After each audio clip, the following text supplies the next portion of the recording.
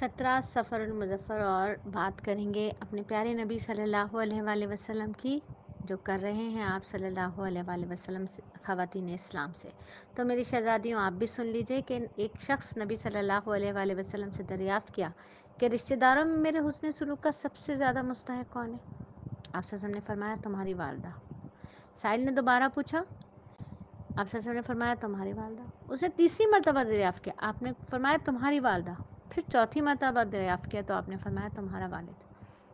تو روایات میں ہے کہ والدہ کے بارے میں 3 بار فرمایا کہ تیرے حسن سلوک کی سب سے زیادہ مستحق ہیں۔ پھر باپ کا ذکر فرمایا، ماں کے بعد کا سلوک سب سے زیادہ مستحق ہے باپ۔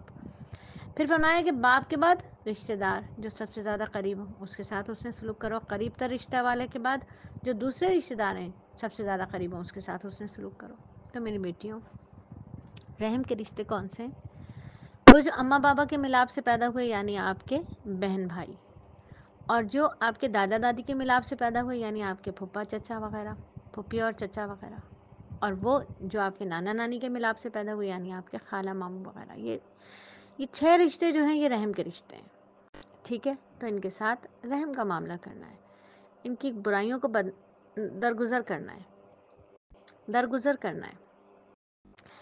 رحم کے رشتوں پہ تو ہم بہت بات کر سکتے ہیں، ہم ان بہنوں پر بھی بات کر سکتے ہیں جو اپنے بہن بھائیوں کو چھوڑ دیتی ہیں، ہم ان بھائیوں پر بھی بات کر سکتے ہیں جو اپنے بہن بھائیوں کو چھوڑ دیتے ہیں، اور اکثر دیکھا گیا کہ بہنیں تو بھائیوں کو نہیں چھوڑتی لیکن بھائی بہنوں کو چھوڑ دیتے ہیں۔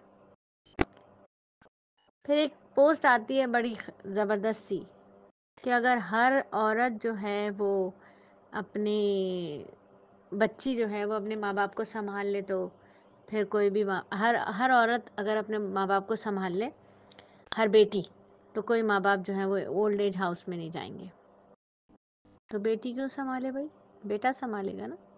اگر ہر آنے والی بہو ان بزرگوں کو اپنے ماں باپ سمجھ لے تو کوئی ماں باپ اولڈ ایج ہاؤس میں نہیں جائیں گے۔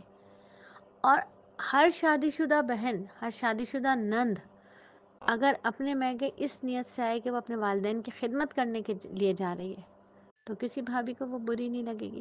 اس بات پر تو ہم بہت بات کر سکتے ہیں انشاءاللہ، اور تربیت زندگی کے حلقے میں ہم کرتے بھی رہتے ہیں اس پر بات۔ اگر آپ بھی تربیت زندگی کا حلقہ جوائن کرنا چاہتی ہیں تو پھر 0333130829 پر رابطہ کر لیجیے، انشاءاللہ وہاں پر مزید بات کریں گے۔ تو پھر سکھا دیجیے پیارے بچوں کو پیارے نبی کی باتیں کہ نبی صلی اللہ علیہ وآلہ وسلم نے ارشاد فرمایا جو مسلمان اچھے طریقے سے وضو کرے پھر وہ کھڑا اور اپنے رب سے متوجہ ہو کر 2 رکعتیں پڑھے تو اس کے لیے جنت واجب ہو جاتی ہے۔ دولت مندی مال کی محتاج سے نہیں ہوتی بلکہ دولت مندی تو دل کی دولت مندی ہوتی ہے۔ تو اللہ سے مانگے تو کیا نہیں ملتا، ہمارے مانگنے میں کمی ہے ورنہ اللہ کے خزانوں میں کوئی کمی نہیں۔ اور ہر دن کا آغاز اس دعا سے کر لیا جائے کہ اللہ تعالیٰ کا بہت شکر احسان ہے کہ اللہ تعالیٰ نے ہمیں ایک اور دن عطا فرمایا، ہمیں ہمارے گناہوں کی وجہ سے ہلاک نہیں کیا۔ الحمدللہ الذی اقالنا یومنا ھذا ولم یہلکنا بذنوبنا۔ ہمارے گناہ تو ایسے تھے کہ ہمیں دن ہی نہیں ملتا، ہلاک کر دیے جاتے، لیکن اللہ نے اپنے فضل و کرم سے ہلاک نہیں کیا، یہ دن دوبارہ ہمیں عطا فرما دیا۔ تو پہلے یہ احساس دل میں لانا ہے کہ یہ جو دن ہمیں ملا ایک بہت بڑی نعمت ہے، اللہ تعالیٰ نے اپنے فضل و کرم سے ہمیں عطا فرمائی ہے۔ تو میرا بیٹا یہ دن، یہ وقت اللہ کی نعمت ہے، اس کو اللہ کی رضا کے ساتھ گزارنا ہے۔ رات کو جو ہم نیند سوتے ہیں یہ تو آدھی موت ہے، موت کے قریب ہے، سوتے سوتے مر جائیں، لیکن سوتے وقت بھی نیت کر لینا۔ کافی ساری چیزیں ہوتی ہیں اگر سوتے وقت نیت کر لی جائے کہ سونا جو ہے وہ اس لیے میں سو رہی ہوں کہ اللہ رب العزت کا حکم ہے، رات ہو گئی تو سو جاؤ، اللہ نے رات آرام کے لیے بنائی۔ دوسرا، یہ نیند کتنی پیاری چیز ہے کہ یہ مجھے گناہوں سے بچا دیتی ہے۔ یہ نیند کتنی پیاری چیز ہے کہ مجھے غیبت سننے کرنے سے بچا دیتی ہے۔ یہ نیند کتنی اللہ کی نعمت ہے کہ یہ مجھے نظر کی بد نظری سے بچا دیتی ہے۔ یہ نیند کتنی پیاری نعمت ہے اللہ کی، کتنی بڑی رحمت ہے اللہ کی کہ یہ میرے جسم کو دوبارہ آرام دیتی ہے تاکہ میں صبح پھر چاقو چوبند ہو کے اللہ کے دین کا کام کروں، اللہ کی عبادت کروں۔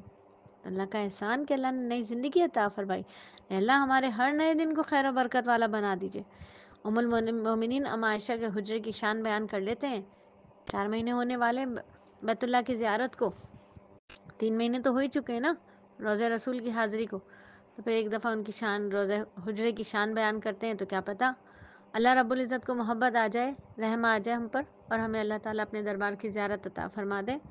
تیرا حجرہ امین خاص ہے ذات رسالت کا، بساط عرض پر یہی ہے ٹکڑا جنت کا، اسی میں رحمت للعالمین رہتے ہیں، یہی ٹکڑا ہے جس کو گنبد خضرا بھی کہتے ہیں، اسی سے حشر کے دن سرور کونین اٹھیں گے، مگر تنہا نہیں ماں شیخین اٹھیں گے، شفاعت کی تیرے رحمت قدے سے ابتدا ہوگی، اسی پر امتوں کی مغفرت کی انتہا ہوگی، صلی اللہ علیہ وسلم۔ اللہ تعالی ہمیں نبی صلی اللہ علیہ وآلہ وسلم کے دربار کی حاضری عطا فرمائے، چاکری عطا فرمائے، اللہ مطاف میں بار بار کے طواف عطا فرمائے، آمین ثم آمین۔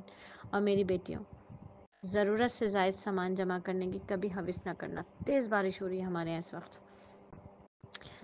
حکیم الامت حضرت تھانوی رحمہ اللہ اپنے خطبات میں ارشاد فرماتے ہیں کہ گھر میں بہت سی چیزیں ایسی ہوتی ہیں جن سے کبھی واسطہ نہیں پڑتا، مگر اس بات کا شوق ہوتا ہے کہ ہمارے گھر میں اتنے برتن، اتنے پلنگ، اتنے بستر ہیں۔ اللہ کے نبی منع فرماتے ہیں، باقی ضرورت کی مقدار کی چیز جو ہے وہ لے، ممانعت نہیں ہے۔ اس کا راز یہ ہے کہ زیادہ تر غیر ضروری چیزیں جو ہے نا وہ دل کو پریشان کرتی ہیں، ضرورت کے موافق ہو ان سے پریشانی نہیں ہوتی۔ آج کل ہم لوگ کیا کریں، فضول چیزوں کو ہی درپیں، انہی کے جمع کرنے میں وقت ضائع کرتے ہیں۔ عورتوں کی تو یہ حالت ہے کہ بے ضرورت سامان جمع کر لیتی ہیں، جو چیز ان کے سامنے سے گزرے گی نا رال ٹپکنے لگے گی، اللہ سیل لگی ہوئی، یہ بھی لے لوں، یہ بھی لے لوں۔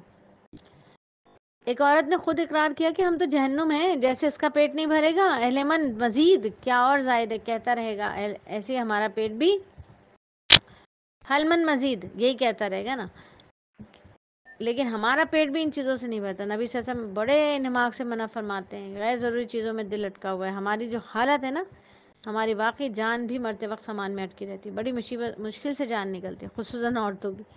بے ضرورت سامان جمع کیا ہے۔ سامان کے بارے میں عورتیں ایسی ہیں کہ ہر دن ان کے دل کے اندر بس دل ربا دنیا دل ربا بھا جانے والی چیزیں آ جاتی ہیں۔ تو میری بیٹیوں ذرا اسٹور کا جائزہ لو، کتنی چیزیں اسٹور میں ایسی پڑی ہیں جو سالوں سے نہیں دیکھی ہوں گی، کھولا بھی نہیں ہوگا وہ ڈبہ جو رکھا ہوا ہے، تو اس کا مطلب اس کی ضرورت نہیں ہے نا۔ کتنی چیزیں ہوتی ہیں جو اوپر کبرڈز میں رکھی ہوئی ہوتی ہیں، سالوں نہیں کھلتا وہ کبرڈ، اس کا مطلب اس کی ضرورت نہیں ہے نا، کس اساس پہ رکھا ہوا ہے کہ کبھی ضرورت پڑے گی، جب ضرورت پڑے گی تو اللہ دے دیں گے، ابھی جس کو اس چیز کی ضرورت ہے اسے دے دو۔ تو میری شہزادیوں، سامان رکھنے کا کوئی فائدہ نہیں ہے، جو ضرورت سے زائد ہے اسے بانٹ دیجئے، تقسیم کر دیجئے۔ اللہ رب العزت ہمیں کہنے سننے سے زیادہ عمل کرنے کی توفیق عطا فرمائے، آمین ثم آمین۔